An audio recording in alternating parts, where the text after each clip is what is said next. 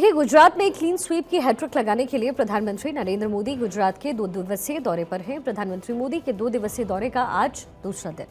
2 दिन में प्रधानमंत्री मोदी ने गुजरात में 6 धुआंधार रैलियां की। प्रधानमंत्री नरेंद्र मोदी 6 रैलियों से 14 लोकसभा क्षेत्रों को टारगेट कर रहे हैं। प्रधानमंत्री नरेंद्र मोदी मध्य गुजरात में 4 धुआंधार रैलियां करते हुए नजर आए। बड़वान, जामनगर, आणंद और जूनागढ़ में वो लोगों को संबोधित करते नजर आए और इस दौरान प्रधानमंत्री मोदी मध्य गुजरात के तकरीबन 9 लोकसभा क्षेत्रों को कवर करते नजर आए। आणंद, खेड़ा, सुरेंद्रनगर, राजकोट, भावनगर, जूनागढ़, पोरबंदर, अमरेली और जामनगर।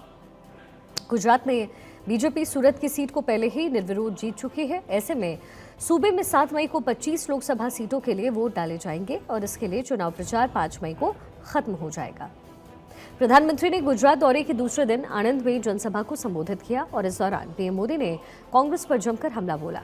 प्रधानमंत्री नरेंद्र मोदी ने कहा कि आज जब भारत में कांग्रेस को सूक्ष्मदर्शी यंत्र से ढूंढना मुश्किल हो गया है, लेकिन मजा ये है कि यहाँ कांग्रेस मर रही है और वहाँ पाकिस्तान रो रहा है। कांग्रेस के लिए पाकिस्तानी नेता दुआ कर रहे हैं। शहजादे को प्रधानमंत्री बनाने के लिए पाकिस्तान उतावला है। हम तो जानते हैं कि कांग्रेस पाकिस्तान की मुरीद ही है।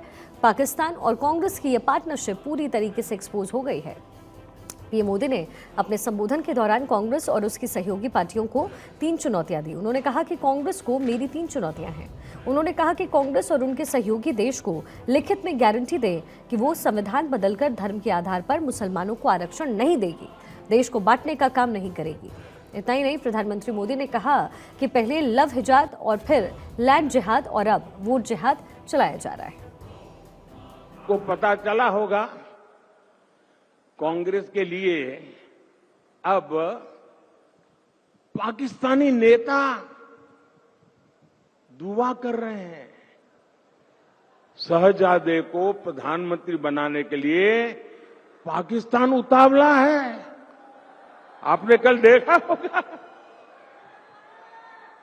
और हम तो जानते ही है, कांग्रेस तो पाकिस्तान की मुरीदी है। पाकिस्तान और कांग्रेस की ये पार्टनरशिप अब पूरी तरह एक्सपोज हो गई है। आज जब भारत में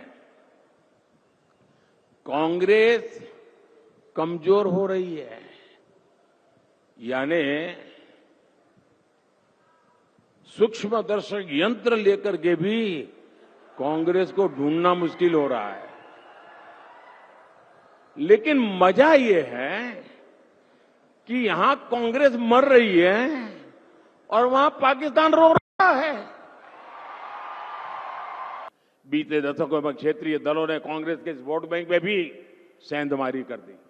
जो प्रादेशिक पक्ष है ना, उन्होंने उसमें से क्योंकि कांग्रेस 10 बोलती थी, वो 20 बोलते थे। कांग्रेस 25 बोलती थी, 50 करो।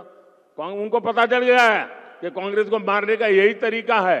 तो जो प्रादेशिक पक्ष पैदा हुए, उसमें से बहुत सारे उन्होंने कांग्रेस को जो मोनोपोली थी माइनॉरिटी की, उस पर भी डाका डाल दिया। इसलिए अब कांग्रेस नई नीति रणनीति बना रही है। जब कांग्रेस सत्ता या विपक्ष में, वहां माइनॉरिटी के वोट बैंक को साथ रखने के लिए तुष्टीकरण में और तेजी से आगे बढ़ रही है। कांग्रेस ने अल्पसंख्यकों को अपने साथ रखने के लिए ओबीसी और दलितों के आरक्षण का कोटा मुसलमानों को देना तय किया है। साथियों, इंडी गठबंधन की एक और रणनीति की पोल उसके ही नेता ने देश के सामने खोल दी है। अब इंडी गठबंधन ने मुसलमानों से वोट जिहाद करने को कहा है। अब बताइए, हमने लव जिहाद सुना था, लैंड जिहाद सुना था और वोट जिहाद, और वो भी पढ़े लिखे मुसलमान के परिवार से बात आई है। सामान्य मदरसा से निकले हुए किसी बच्चे ने नहीं कहा है। हाईली क्वालिफाइड फैमिली और कांग्रेस के वरिष्ठ पद पर बैठे हुए परिवार, ये मुसलमान परिवार ने कहा है, नारा दिया है, वोट जिहाद करो।